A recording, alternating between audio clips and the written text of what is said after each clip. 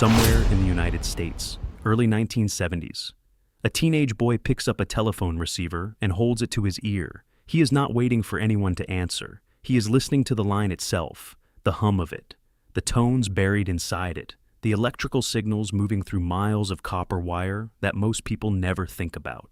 He can hear them clearly, all of them. Bernie S. has been blind since early childhood. He navigated a sighted world almost entirely through sound. By the time he is a teenager, his hearing has become something most people do not have a word for. He can identify the pitch of a tone to within a fraction of a hertz. He can hear differences between sounds that trained engineers need instruments to measure. He does not know yet what that ability is about to give him access to. He is going to map the entire American telephone network, not with a diagram, not with stolen engineering documents, with his ears. Here is what you need to understand about the telephone network in the early 1970s. AT&T's long-distance system, the Bell system, connected every phone in the United States through a web of switching equipment, trunk lines, and relay stations. Billions of calls moved through it every year. It had been built over nearly a century. By the 1970s, it was the largest machine ever constructed by human beings. Most people who used it had no idea how it worked. They picked up the phone, dialed, and someone answered. The machinery in between was invisible to them, but it was not silent. The Bell system used a method called in-band signaling to control how calls were routed. The same wire that carried your voice also carried the control tones that told the network where to send the call. Specific audio frequencies, specific combinations of tones, each one with a precise meaning to the switching equipment listening for it. The most important tone was 2,600 hertz. A single sustained tone at that exact frequency told a long-distance trunk line that a call had ended. The line would reset. Go idle. Ready for a new connection. If someone could produce that tone accurately enough, they could reset a trunk line themselves. From that reset line, they could place calls anywhere in the world for free, without the call appearing in any billing record. The problem for most people was precision. The tone had to be close enough to 2,600 hertz to trigger the switch. Electronic devices could do it exactly, and most human voices could not get close enough to matter. Bernie S. could produce it with his voice, accurately, consistently, without any device at all, because he had spent years learning to hear what lived inside the phone line, and then learning to answer it back. Before we go deeper into this story, take a second to hit the like button and subscribe. It helps this channel grow and lets us keep finding stories like this one. The phone phreaking community in the early 1970s was built around a shared discovery. The telephone network had a vulnerability. Bell system engineers already knew about in-band signaling and its limitations. The assumption was that producing the right tones accurately enough required equipment that ordinary people would not have. That assumption was wrong in two ways. The first was electronic. A toy whistle packed inside boxes of Cap'n Crunch cereal in the late 1960s happened to produce a tone close to 2,600 hertz. A young man named John Draper discovered this and understood what it meant. He built a device called a blue box that could produce the full range of tones needed to navigate the network. Others built their own. Plans spread through technical newsletters and early computer clubs. The second way the assumption was wrong was human, and that is where Bernie S. comes in.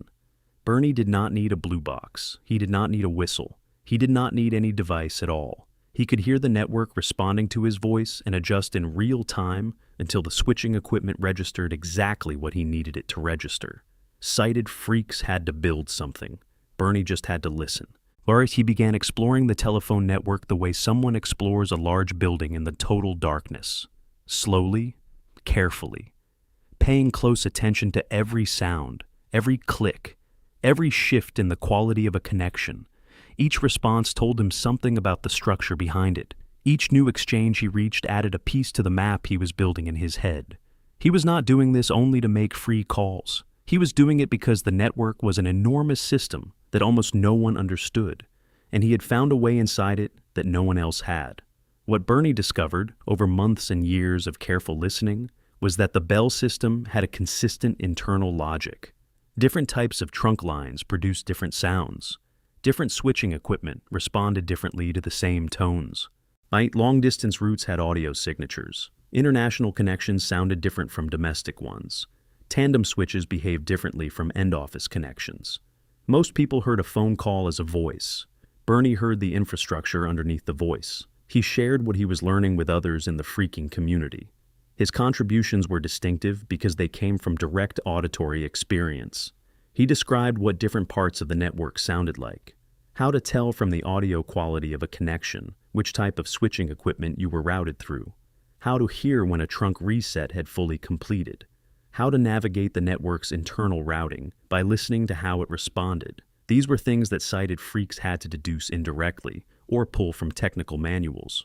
And Bernie heard them directly. He also identified specific vulnerabilities, exchanges that responded to tones outside the standard range, routing paths that could be accessed in ways the original designers had not anticipated, internal test lines and maintenance circuits that were reachable from ordinary phone connections, even though they were meant only for internal use. He was building a map, not a visual one, an auditory one, a complete picture of how the network behaved, constructed entirely from the sounds it made when no one was supposed to be listening. AT&T was aware that phone phreaking existed.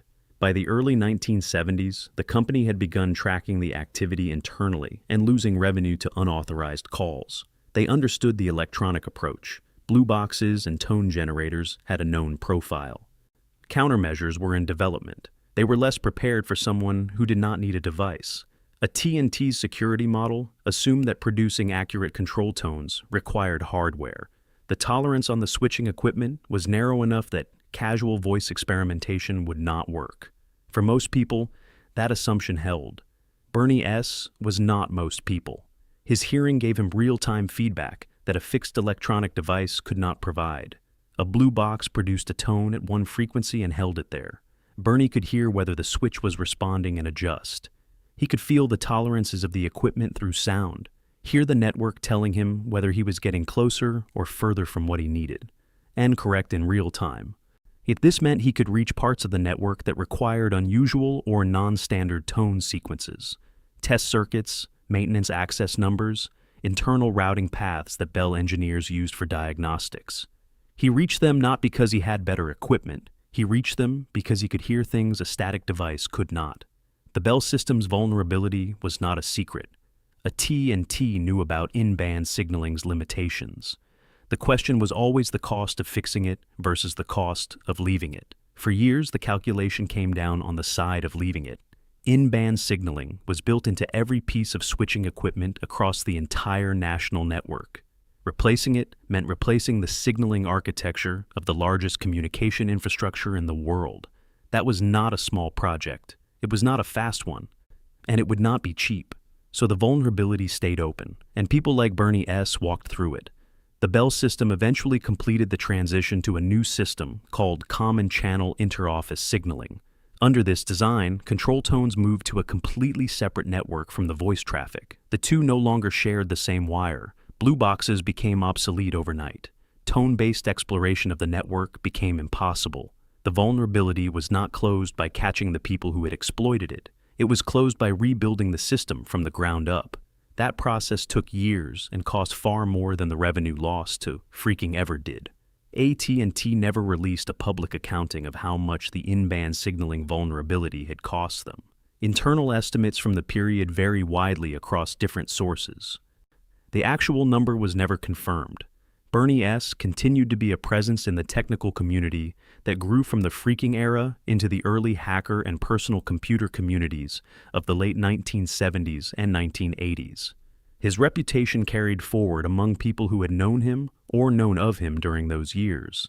His full last name has been kept partially private across most of the historical record of this period.